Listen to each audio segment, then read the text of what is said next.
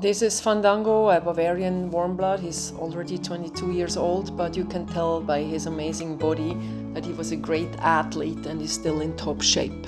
In the meantime, he is in semi-retirement and takes life a little easier.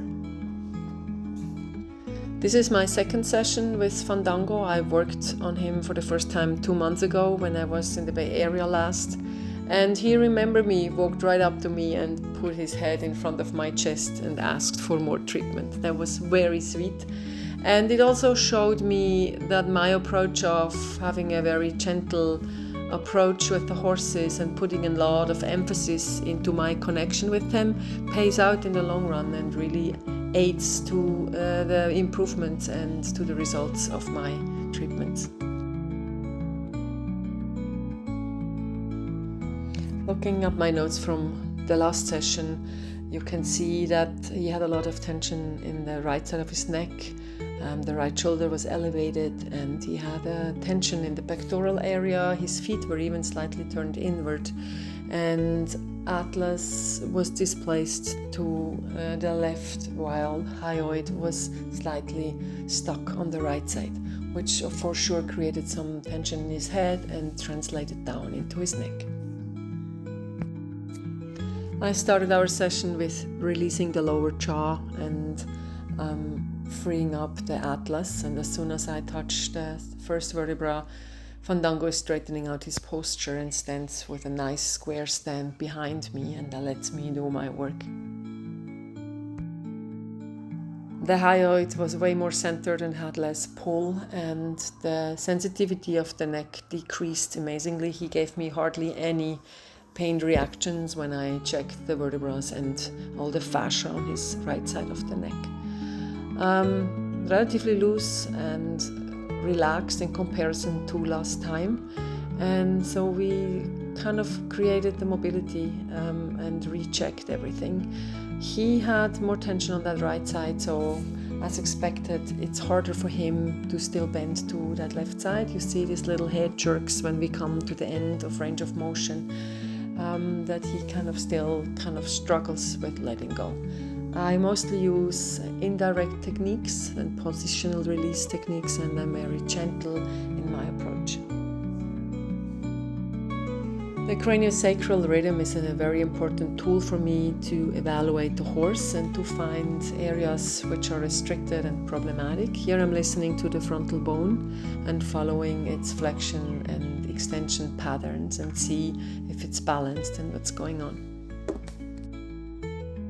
I evaluate the mobility and the softness of the ribs, and then when I find areas which are more tight or tense, I bring my awareness into the deeper structures. Here I'm holding on to T12 and the opposite side and tune into the middle section where I feel that the esophagus enters the stomach.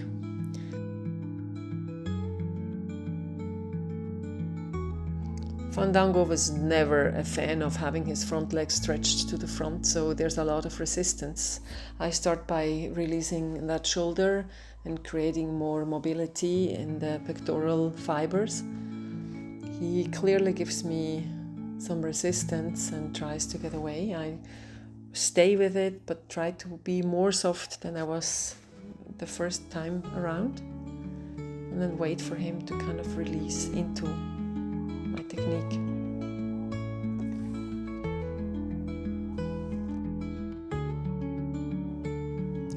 I believe that horses always have better reasons than just not wanting to give us something. They either in pain or feel restrictions, and it's very uncomfortable for them. So here I'm tuning into the shoulder, and he gives me a nice lick and chew and releases some tension in the position of the shoulder blade.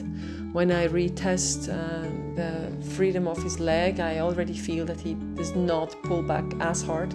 He's still apprehensive and is not very willing, and I normally try different angles.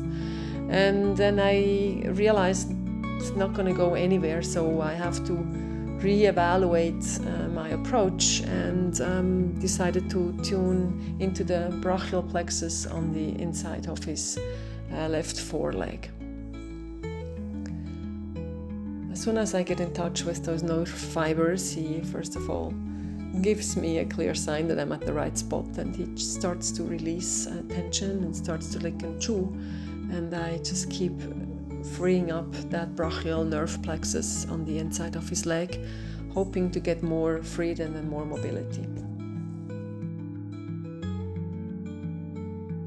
It's still more work for me than I normally like, but he allows me to pull that leg further out. Still kind of tries to kind of resist, but here we have at least one nice long stretch which I can feel all the way up into his shoulder blade.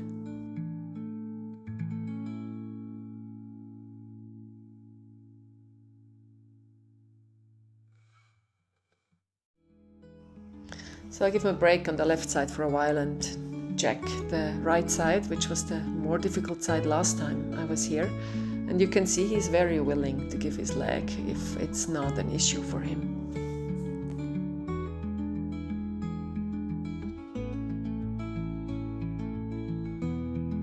The release of the nerve plexus on the inside of his left foreleg gave us some improvement, but still not enough. So I ventured deeper into his body and started making contact with his colon, and I started releasing the attachments, the flexures. There's one at the pelvic area in the back, and there's also a dorsal one just near the liver at the beginning where the diaphragm hits. Visceral work always needs time to integrate, and we will see what happens when I'm in the area next time.